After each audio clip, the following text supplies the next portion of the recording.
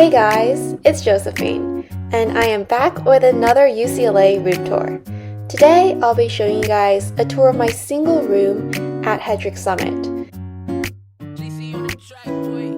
This video was filmed on the last day of finals week, so everyone basically went home already, but normally there are tons of students walking around. Hedrick Summit, unfortunately, is one of the farthest buildings to get to on the hill.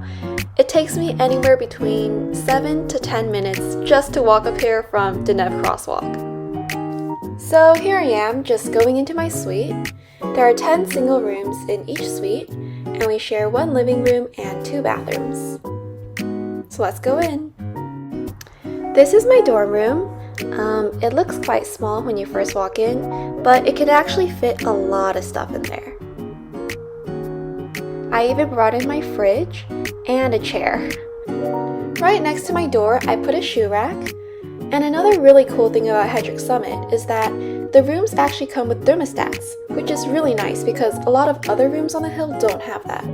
The closet itself is pretty big. It comes with a full-length mirror and lots of drawers and storage space. Moving on to my desk. My desk is the same as all the other desks in every dorm room at UCLA. So is my bed. It's pretty much the same. I put it right next to the window. The window is openable, but only a little bit. Beside my bed, I put a dresser where I put my clock on there. Next to it, I have my mini fridge and a chair, which is very nice to sit on. I decorated my walls with a bunch of posters and pictures and stuffed animals.